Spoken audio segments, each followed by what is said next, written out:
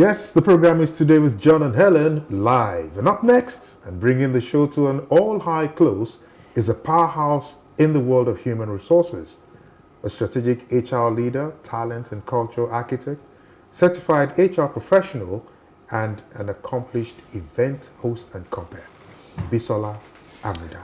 Okay, and if you were with us from the beginning, we did promote, you know, the Rotarian who was actually meant to be here now, but for technical issues we couldn't. So she is seated right here as our final guest. Bisola Amuda is a result-driven HR expert with extensive experience in talent acquisition, talent management and development, compensation and benefits, learning and development, HR operations, data management, employee relations, risk management, and a lot more. She brings a unique blend of strategic leadership and operational experience to every role that she undertakes. And I'm looking at you, and I'm like, you, as you did like this, you carry all of this. That's not fair. Yeah, I'll just add that as a visionary thought leader, she's led transformative HR initiatives from culture revamp projects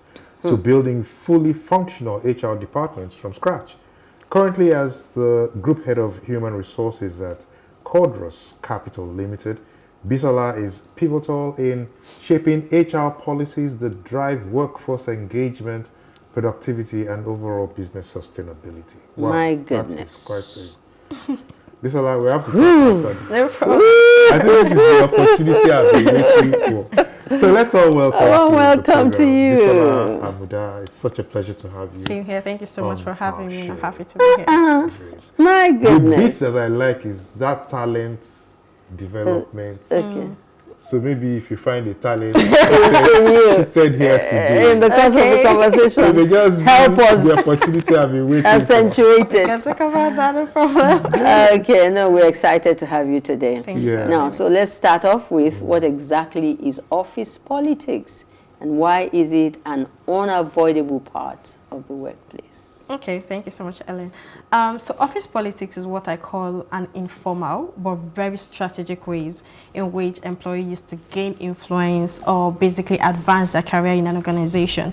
And it's unavoidable in organizations because, as we all know, an organization is made up of different people with different career goals, different ambition, as well as different personality. And if you also look at how an organization works, resources are sometimes limited.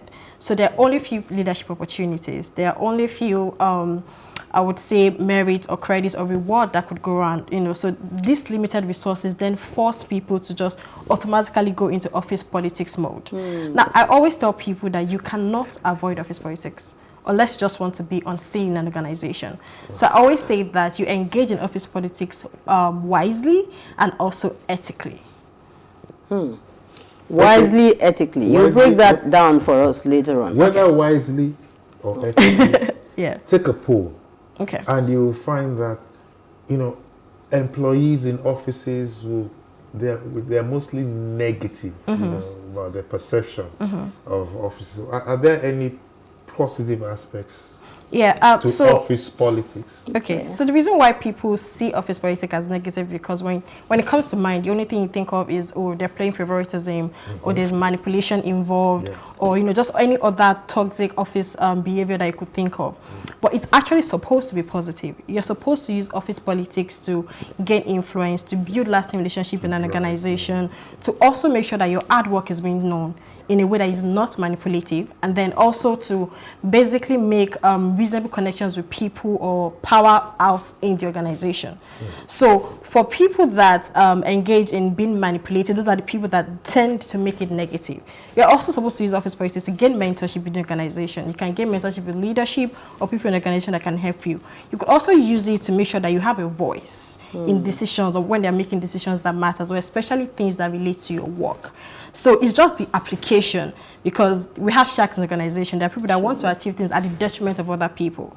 But like I said, if you are very professional about it, if you are ethical, and then you apply it wisely, so it's negative and positive depending on your application. And but you see, the thing now, I mean, listening to your explanation, is that politics is politics. Yeah. Anywhere.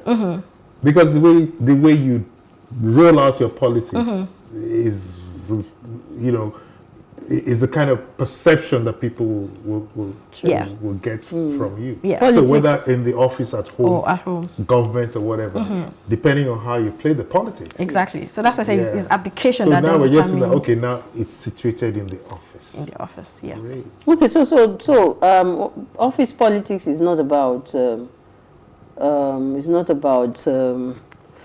survivor of the fittest. It's not about I'm the one who is in the face of everybody. If there's any assignment to be done, I must be the person to be chosen. If there's any promotions and all of that. So it's not about that. No. First of all, it's about the organization. And if people are bickering, you know, and fighting, no matter how the fight, you know, is, then the objectives of the organization is already defeated. All right. So, what are some common office politics scenarios that employees should be aware of? Okay. Give us some examples. So I'll start off by saying the inner circle effect.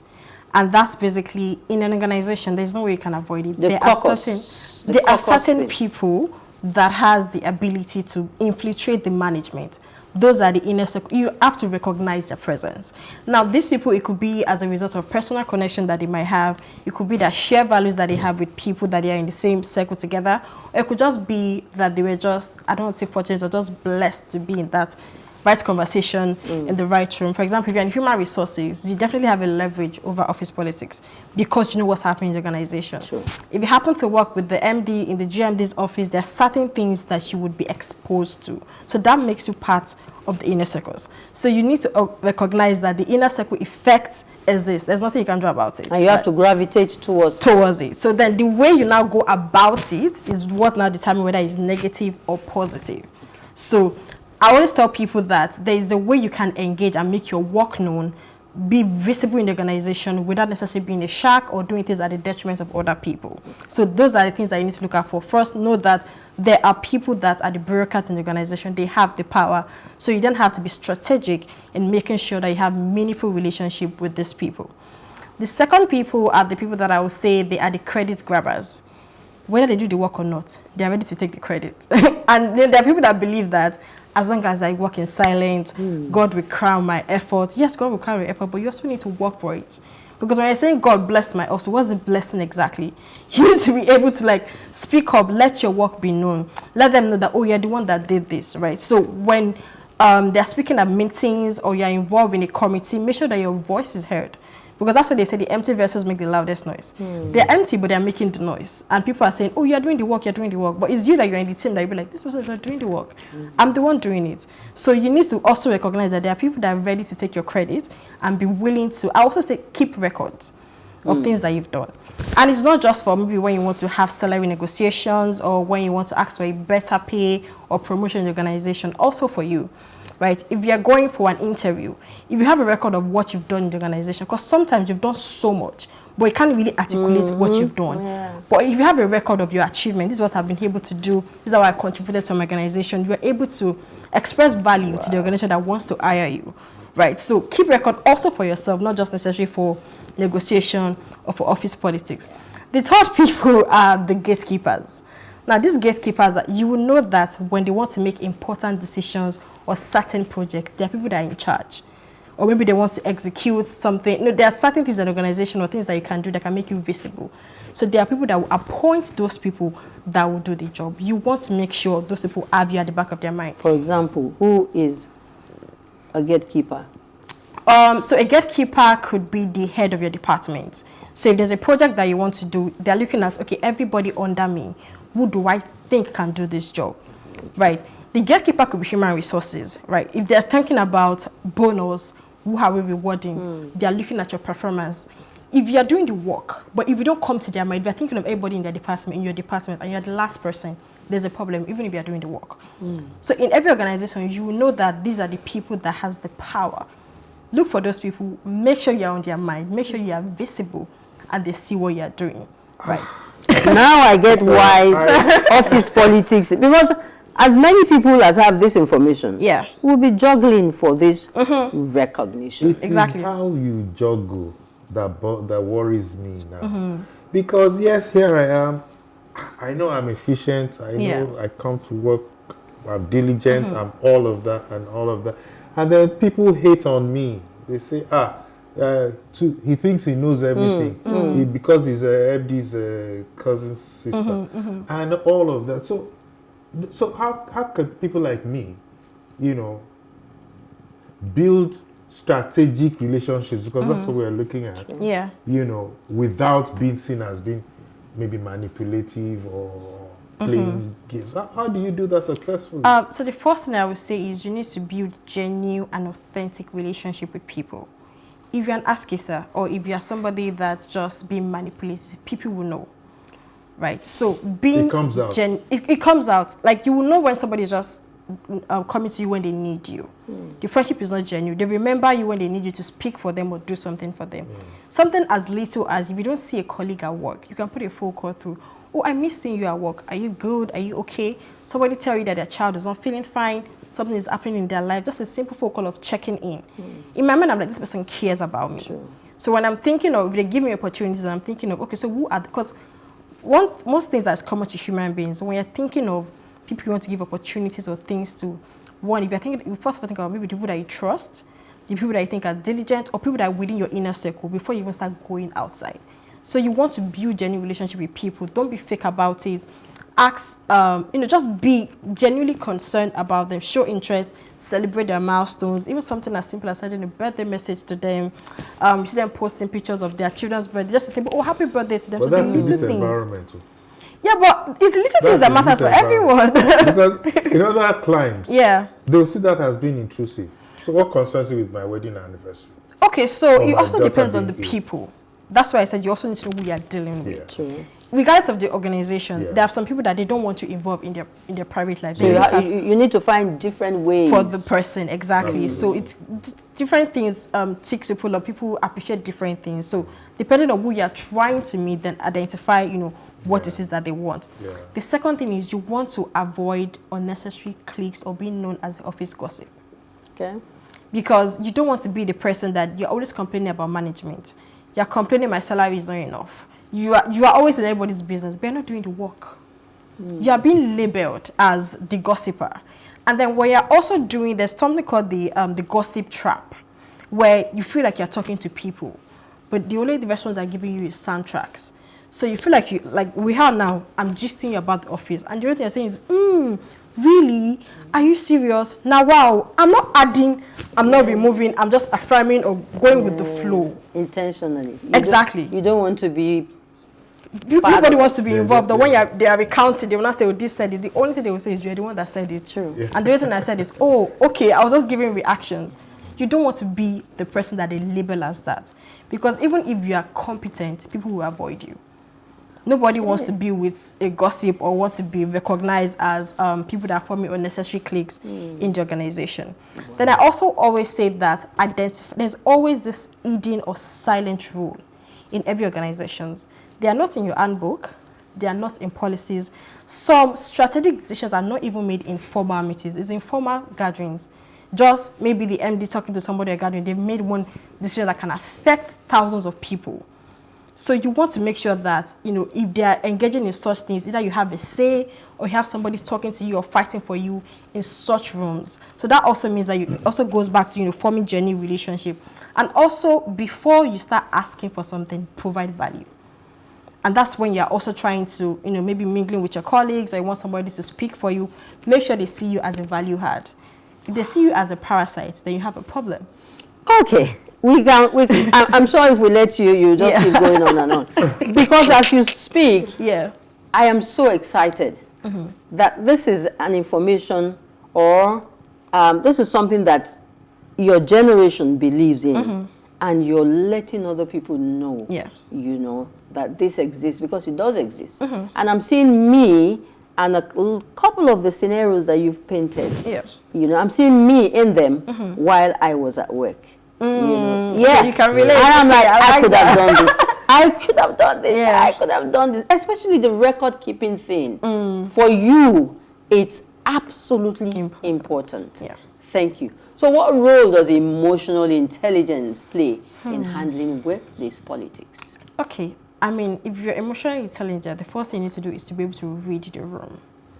The room. If you are in a meeting or privileged to be in maybe strategy sessions or anything in organization that involves people gathering, be able to know, okay, this is something I can say here. I can't say this here. And in every room or in a gathering, there's always that one person that when they speak, everybody listens, or they keep quiet, or people want to hear from. Identify that person. That is your person. You need to form a tangible relationship with that person. So read the room, know what to say, know when to say it. The second thing that I would also say that is really important is for you to also be able to, how will I put it? If you are part of a team and you all work as, let's say as a group or together, understand and be able to manage your emotions. You don't want to be triggered or tagged as the person that is overly emotional. And also remember that, in as much as people are your friends, they are saying the workplaces, we are family, we are clan. I know your family. Like everybody has their family at home. Yeah. Everybody tries to have like a family oriented, like we support each other, we grow together, but don't be overly emotional with people. Also, don't overshare. Right, because I have been in this position where I thought I had, in one of my, the organizations I work, I thought I had this line manager I was telling everything to, and, when it comes to when they were making decisions, she was using that against me. And I'm like, I told you this thing in confidence. That's because I've overshared. You overshared. So there are certain things that they don't need to know about you. True. They don't need to know about your family. If it's not going to improve your work, if it's not going to give you an advantage in the organization, don't say it. It's none of their business. Bisola, you've got me a bit worried. You've got me a bit worried because you've told us so many things that we should be careful about. Don't do this, don't do that. So what it means to me is that the office environment is highly volatile. It's so very, very easy to have conflicts developing here. Because you can't be perfect. You say, don't touch the wall, and then don't step on the girl, and then don't fly. Don't talk too much. So how really, because conflicts will come. Of course. True. So how should employees handle conflicts or maybe power struggles in the workplace without shaking too many tables? Right. So the first thing that you also need to understand is why. And the why is this conflict happening? It could be as a result of misunderstanding. It could be as a result of difference in values. So if maybe we're trying to execute a project and I'm having a misunderstanding or a disagreement with somebody on the team, I will try to see from their perspective what they're trying to say. Because there's some conflicts that you can easily avoid. That's emotional intelligence. That's also, emotional intelligence is very important at work. So even to be able to avoid conflicts, you need to be emotionally intelligent. And it's not everything that is aggressive. Like there are some people that just say a little thing about them. They're like, it's like you've tipped them off. You don't want to be known as the aggressive person. Once they start giving you a name that you think is fancy, that has to do with maybe you are like reject it immediately. You don't want to be tagged as that person. They will not forget your name. So when they are now referring to you, they say angry bird or that you don't want to be tagged as that person, because even in a conflict, if you are not at fault, just because you're angry bird and maybe the other person is known as a calm dove, the first thing that will come to mind is you have to be at fault. Unless you then have proof or something to show that, no, this is what happened. True. Then the second thing is also to document. So if maybe what causes the conflict is credit, maybe somebody else takes your credit, or maybe something went wrong in a project and they're putting the blame on you. If you have a record of what really happened, the process that was applied, you're able to say, oh, I did this is what the person did. If it was a group effort and maybe you all messed up, everybody has to own up to it. They can't put it on one person. So having the record as well. And I would say in conflict, when you want to escalate intelligently. And we have some very aggressive people when it comes to email. And it happens to all of us.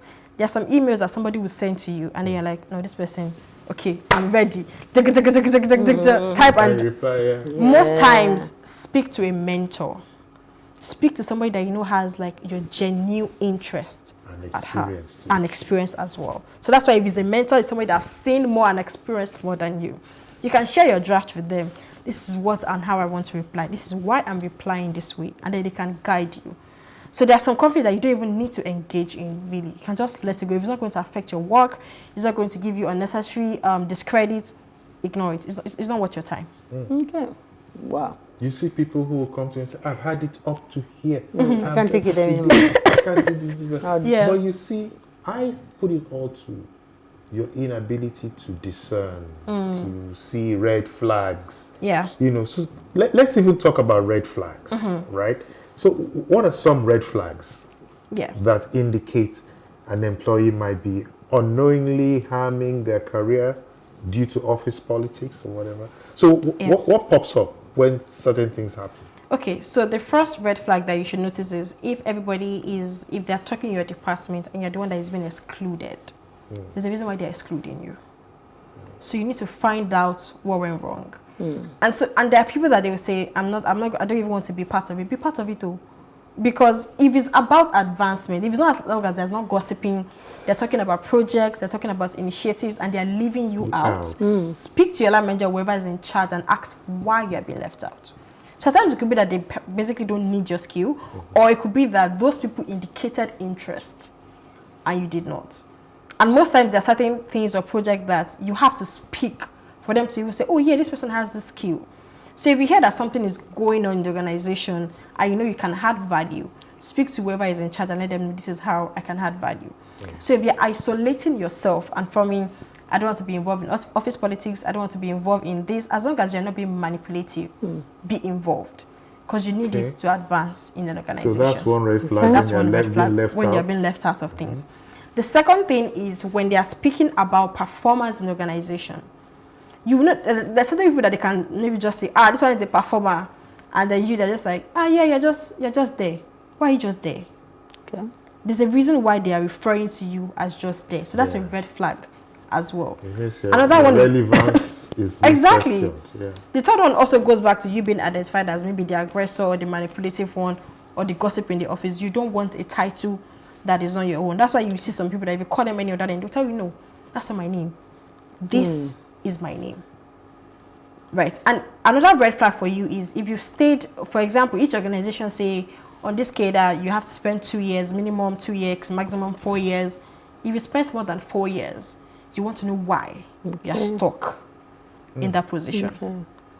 It could be that there's something extra that everybody else that is moving is doing that you do not that have, you're not doing. You're not doing. It could be that they see you as a non-performer, and then you then have to now start moving and being strategic on being seen as a performer. So I always say that even when you're having your appraisal meetings, if you have been keeping the record, the way I always do it, I always go with this was what my department has been able to achieve. This is how we added value to the organization. So even when you're asking me questions on, okay, so why was this not able to done? I'm able to articulate why it's not done. I'm not caught off guard. I have my documents ready. Everybody has KPI. Each department always have like a strategic intent of what they want to achieve in the year. If you have access to things like that, you can also look through and say, okay, this is what the value I can add to the organization. And I'm listening to you and I'm saying, hey, with all of the noise and distractions around, does this apply to, by the way, to both government organizations and corporate organizations, private? Yeah. It cuts across. Every organization, there's office politics there. Okay. If you say there is no office politics in your organization, there's something you're not saying. Exactly. Well, you're being left out of something and then you're just there. You think you're an employee, but you're not an employee. All right, so what you're saying to us today is not enough. It's not. To know your onions. No. It's not enough to be good at the job. No. It's not enough to be productive, to be efficient. No. There is more. Yeah. You need to find out more because you're working in a team. And to work in a team and, be seen, you have a lot of work to do besides just knowing. Exactly. Final word. Okay. Final word as in practical steps that employees can take to navigate office politics while maintaining professionalism and integrity, like a summary. Okay. The first I would say is stay result-oriented. In as much as people have been manipulative around you, always ensure that you're adding value, when they are saying, oh, we're able to achieve it, they can say, oh, Bisola was able to have this, this is why we're able to achieve this. Stay result oriented. The second thing that I feel like a lot of people usually ignore is having meaningful connections across every band in the organization. When people are playing office politics, they usually focus on the guys at the top. You forget your peer. You forget the ones, your subordinates. There are some subordinates that... The driver, the gate man. I'm telling you, in as much as even the driver of the MD. There are certain things that... Like, there are certain people that just... You don't have to be best friends with them. Of course, you have to be cordial. Be respectful to people. Especially your subordinates. There are some subordinates in the organization that they have power more than even you. And that's because, one, is that they are skilled in the office politics more than you. Or they are just fortunate to be in the departments or in places where decisions are being made. True. And for you to be able to speak for yourself or be strategic and volunteering for certain things, you need information. So most times you don't usually even need the guys at the top to give you the information. It's your peers. True. It's a subordinate that will let you know, oh, this project is going to start in about a week, or we're going to do this in 2 months.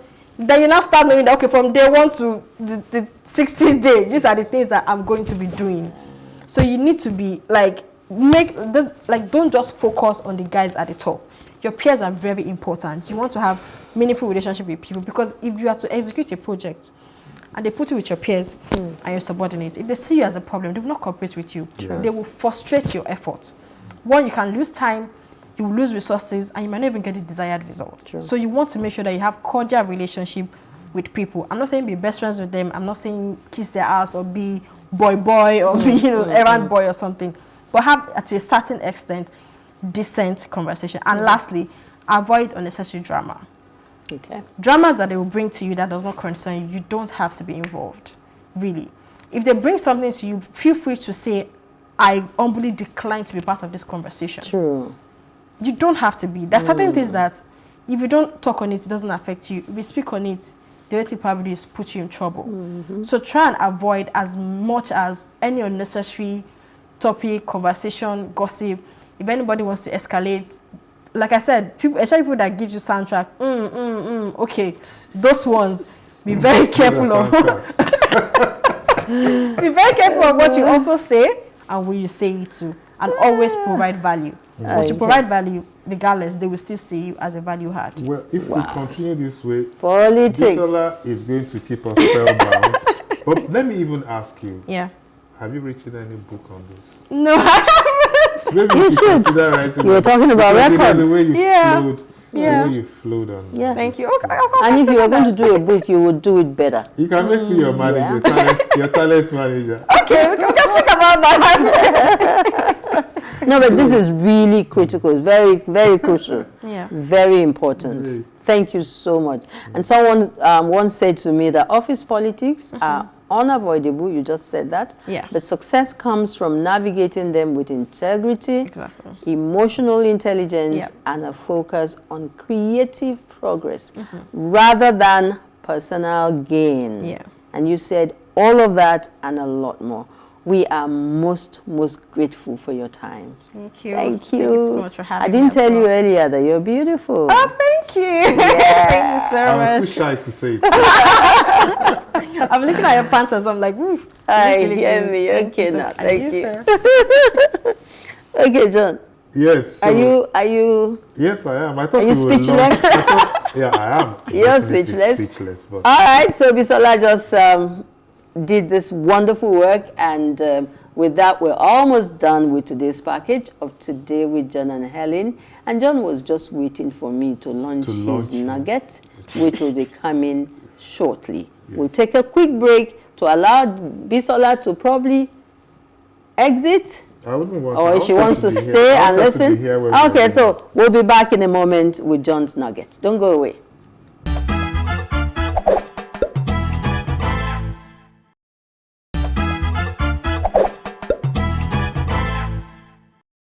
Right, so my nugget now. My nugget for this week is this. So many times we confuse activity with productivity. Yes, my dear viewers, let's pause and reflect. Are we truly productive or just busy?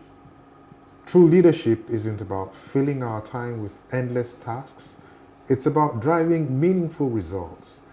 Great leaders communicate with clarity, inspire action, and focus on what truly moves the needle. They don't confuse motion with progress.